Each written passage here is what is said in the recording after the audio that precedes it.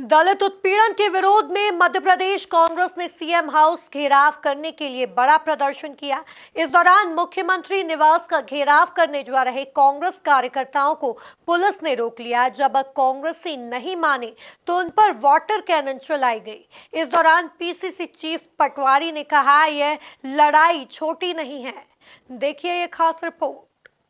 मध्य प्रदेश में दलित वर्ग के साथ हो रही घटनाओं के विरोध में मध्य प्रदेश कांग्रेस अनुसूचित जाति विभाग आंदोलन कर रहा है। भोपाल में सीएम हाउस का घेराव करने जा रहे कांग्रेस कार्यकर्ताओं को पुलिस ने अरेरा हिल्स पुलिस थाने के सामने रोक लिया। पुलिस ने उन्हें वापस लौटने की हिदायत दी, लेकिन कार्यकर्ता अपनी बात पर अड़े रहे। पुलिस वाटर कैनन चलाकर प्रदर्शनकारियों को हटा रही है। 2 दिन पहले मध्य प्रदेश की एक ऐसी घटना जिसने पूरे प्रदेश को शर्मसार कर दिया। शिवराज सिंह चौहान ने इतने साल मुख्यमंत्री रहने के साथ साथ लगातार मध्य प्रदेश कलंकित कैसे हो, इसके लिए अपनी जान लड़ा दी। रोज नए नए कीर्तिमान स्थापित किए। देश के प्रधानमंत्री जी ने और भारतीय जनता पार्टी ने उनकी जगह पर्ची के मुख्यमंत्री मोहन यादव जी को लेके आए। उन्होंने उससे बढ़कर कैसे दलित अत्याचार में मध्य प्रदेश राजधानी बने।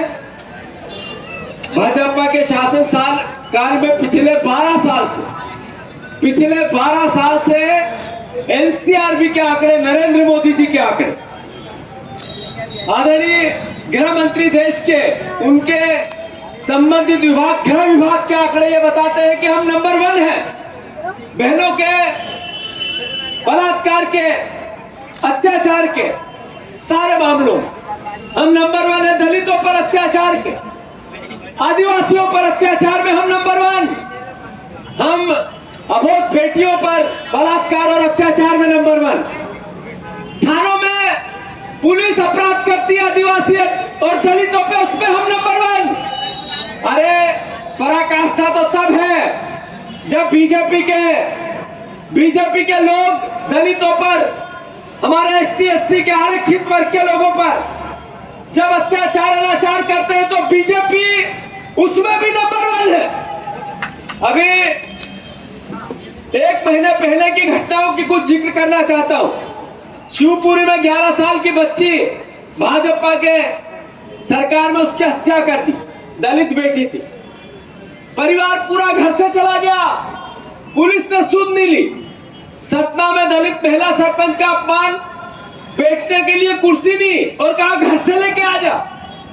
अभी सागर खुरई एक दलित परिवार का साथी, जनपद का अध्यक्ष, झंडा नहीं फहराने देंगे। अरे मध्य प्रदेश को क्या हाल कर दिया। गृह मंत्री बुधनी, जहां से परिवार के लोग आए हैं, अभी जगन्नाथ और सब साथी पट्टों की लड़ाई लेके बुधनी क्षेत्र में युवक को बर्बरता मोबाइल चोरी की शंका में सरेआम पीटा गया। क्या गलती है मध्य प्रदेश में दलित होना और आदिवासी होना? नर्क जैसा व्यवहार इस सरकार का, मोहन यादव जी का, उनके अधिकारी कर्मचारियों का, उनके नेताओं का, उनके कार्यकर्ताओं का अद्भुत और अकल्पनीय है। खंडवा में, बंधारा में 32 वर्षीय आदिवासी युवक की थाने में मौत हो गई। आखिर कैसा प्रदेश बनाना है? सागर में दलित, जैसा मैंने कहा, 15 अगस्त का झंडा नहीं फहरा सकता। अशोकनगर में दलित महिला के साथ बेरहमी से पीटा गया। नरसिंहपुर में दलित व्यक्ति के साथ हमला कर पेशाब पिलाने की घटना आ गई। सीधी में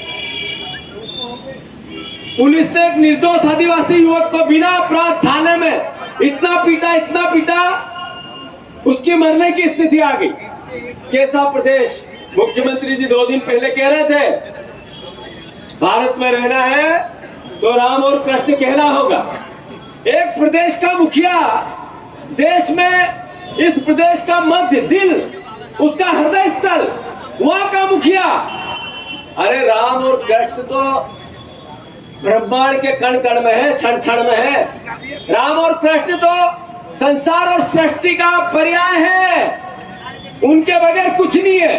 पर मुख्यमंत्री जी आपको ये तो बताना पड़ेगा कि मुख्यमंत्री रहना है तो क्या है किताब, संविधान की रक्षा करनी होगी। मुख्यमंत्री रहना है, संविधान की रक्षा करनी होगी। मुख्यमंत्री रहना है तो आरक्षण की रक्षा करनी होगी। मुख्यमंत्री रहना है तो दलितों पर अत्याचार की समाप्ति करनी होगी। मुख्यमंत्री रहना है आदरणीय मुख्यमंत्री जी तो आपको दलित अत्याचार से मध्य प्रदेश को मुक्ति दिलानी होगी। मुख्यमंत्री रहना है तो झूठा वचन पत्र जो आपने कहा था जिसमें किसान, रोजगार, महिला, उनकी सुरक्षा, रोजगार को लेकर जो ST/SC के बैकलॉग के पद, उनकी रक्षा करनी होगी। मुख्यमंत्री रहना है तो जातिगत जनगणना करनी होगी। सही है कि गलत? मुख्यमंत्री रहना है तो जातिगत जनगणना करनी होगी। मुख्यमंत्री रहना है तो ST/SC माइनॉरिटी के घरों को गुंडा जैसा, असामाजिक तत्वों जैसा तोड़ना बंद करना होगा, बंद करना होगा। जी सर। कांग्रेस के अनुसूचित जाति जनजाति प्रकोष्ठ से संबंधित कार्यकर्ता व उनके साथीगण द्वारा आज घेराव के लिए आए थे, जिन्हें विधिवत हमने सचेत किया व चेतावनी दी। इन्हें यहाँ पर बैरिकेड लगा के रोका गया। इन्हें चेतावनी देने उपरांत यहाँ से रवाना हो गए हैं। शेष पुलिस इनको डिस्पर्स कर रही है। 12 वर्ष से हो रहा है। यहाँ पर बहनों का, दलित बहनों का, आदिवासी बहनों पर बलात्कार सबसे ज्यादा होता है। सरकार व्यवहार करती है गुंडों जैसा और बीजेपी के कार्यकर्ता और नेता हमारे आरक्षित वर्ग के बेटे बेटियों पर पेशाब करते हैं। ये अपने आप में क्या एहसास कराता है? ये एहसास कराता है कि मोहन यादव जी जिस तरह की भाषा बोलते हैं वो भाषा मुख्यमंत्री की नहीं हो सकती। अरे मुख्यमंत्री को तो समभाव का भावना होनी चाहिए। सबका साथ सबका विकास उन्हीं की पार्टी का नारा था। अरे मुख्यमंत्री जी आपको बताना चाहिए कि आपका झूठा वचन पत्र कब लागू होगा। आपको दलित अत्याचार में नंबर 1 है। मुख्यमंत्री रहना है तो वो भी बंद करना होगा। मुख्यमंत्री आपको रहना है तो संविधान की पालना करनी होगी। मुख्यमंत्री रहना है तो आरक्षण की रक्षा करनी होगी। मुख्यमंत्री रहना है तो आपको ये जो प्रशासन को गुंडई पे लगा दिया आपने, संविधान और अदालतों की अवहेलना हो रही है, इसको रोकना होगा और बाबा साहब अम्बेडकर की ये संविधान की रक्षा करनी होगी। मैं मानता हूँ हमारे SC विभाग ने जो धरना दिया, जो आंदोलन किया, वो एहसास कराता है इस बात का कि दलितों के अधिकार के लिए कांग्रेस पार्टी दृढ़ संकल्पित होना ये इस सरकार की पहचान है, बीजेपी की सरकार की पहचान है। मुख्यमंत्री भाषा बोलते हैं तो छुट भैया नेता जैसी बोलते हैं। अरे आपको मुख्यमंत्री रहना है तो संविधान की पालना करनी होगी। आपको मुख्यमंत्री रहना है तो आरक्षण की रक्षा करनी होगी। आपको मुख्यमंत्री रहना है तो बच्चे और बेटियों के बैकलॉग के पदों की रक्षा करनी होगी। आपको मुख्यमंत्री रहना है तो मध्य प्रदेश को कर्ज मुक्त बनाना पड़ेगा। आपको मुख्यमंत्री रहना है तो आदरणीय मोहन यादव जी वो झूठा वचन पत्र आपने प्रदेश के सामने जो सौंपा था, जिसमें किसानों के धान की, सोयाबीन की, गेहूं की, इसकी बात करनी होगी। आप सिर्फ भाषण देते हैं और छोटी और ऊंची भाषा बोलते हैं, रोज हल्की लोकप्रियता मिले इसके लिए लग जाते हैं। मैं मानता हूं इस प्रदेश में दलितों की अपराध की राजधानी प्रदेश को बना दिया। बीजेपी ने दलितों के अत्याचार की राजधानी देश की मध्य प्रदेश को बना दिया है। कांग्रेस का एक एक साथी पुरजोर इस भावना को कि दलित विरोधी भारतीय जनता पार्टी।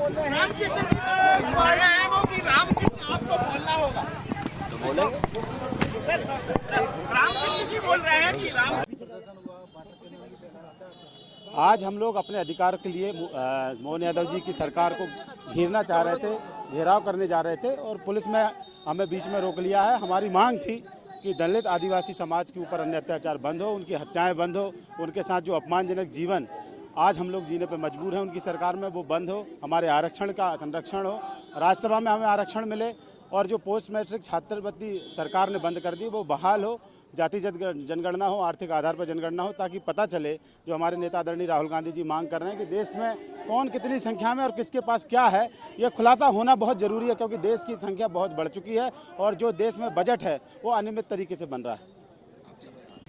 इससे पहले आम सभा में प्रदेश कांग्रेस अध्यक्ष जीतू पटवारी ने कहा, एक एक कांग्रेस जन और देश के नागरिक को मिलाकर उसकी रक्षा की शपथ लेना है। खड़े हो जाओ, हाथ ऊंचे करो और शपथ लो। जब तक जातिगत गणना प्रदेश और देश में नहीं हो जाती, तब तक प्रदेश का एक एक साथी हमारे बाबा साहब अम्बेडकर का अनुयायी चैन की सांस नहीं लेगा। होती है मुख्यमंत्री के पद की एक सभ्यता होती है, उसकी भाषा की एक विश्वसनीयता होती है। मुख्यमंत्री सबका साथ सबका विकास, मुख्यमंत्री की भाषा गुंडों जैसी हो गई। मुख्यमंत्री की भाषा एक गली छाप के कोई छोटे मोटे नेता जैसी हो गई। इस तरह की भाषा मुख्यमंत्री बोलते हैं। मैं मानता हूं कि मेरे दलित परिवार के साथियों ने, हमारे विभाग ने, आप सब ने ये जो धरना रखा, ये एक एहसास है इस बात का। मैं इस मंच से दलित परिवार के सभी मध्य प्रदेश के वासियों से आग्रह करना चाहता हूं कि आपका जहां जहां पसीना गिरेगा, आपके जहां जहां आप पे अत्याचार अनाचार होगा, कांग्रेस का एक एक कार्यकर्ता अपने खून का अंतिम कतरा उस पर न्यौछावर करेगा। मैं आपसे अनुरोध करता हूं कि ये लड़ाई निर्णायक है, ये लड़ाई छोटी मोटी नहीं है। ये धरना हमारा आज का इस बात का एहसास कराता है कि राहुल गांधी जी ने जिस बात को लेकर प्रण किया है कि जिसमें संविधान की रक्षा की बात है, जिसमें आरक्षण की रक्षा की बात है, जिसमें जातिगत जनगणना की बात है, जिसमें जिसकी जितनी हिस्सेदारी उसकी उतनी की बात है, जिसमें बाबा साहब अम्बेडकर के संविधान की रक्षा की बात है, उस सब का आप सबको, हम सब एक एक कांग्रेस जन को, एक एक देश के नागरिक को मिलकर उसकी रक्षा की शपथ लेना है। मैं आप सबसे अनुरोध करता हूं, खड़े हो जाओ अपने अपने जगह पे। जीतू पटवारी ने कहा, मुख्यमंत्री के पद की एक सभ्यता होती है, उसकी भाषा की एक विश्वसनीयता होती है। मुख्यमंत्री की भाषा गुंडों जैसी हो गई है, उनकी भाषा गली छाप छोटे मोटे नेता जैसी हो गई। जातिगत जनगणना इस प्रदेश में और उस देश में नहीं हो जाती, तब तक प्रदेश का एक एक साथी, प्रदेश का एक एक हमारा बाबा साहब अम्बेडकर का अनुयायी और एक एक कांग्रेस जन चैन की सांस नहीं लेगा। मैं सबसे अनुरोध करता हूँ, आप आपकी बात इत्मीनान से करते रहे। प्रदीप को मैंने कुल मिलाकर दलितों के हितों को लेकर कांग्रेस ने मोहन सरकार के खिलाफ मोर्चा खोल दिया है। सीएम हाउस के घेराव के साथ ही कांग्रेस ने संकेत दे दिए हैं, यह आंदोलन प्रदेश के हर जिलों में होगा। Bureau report, MP news, Bhopal.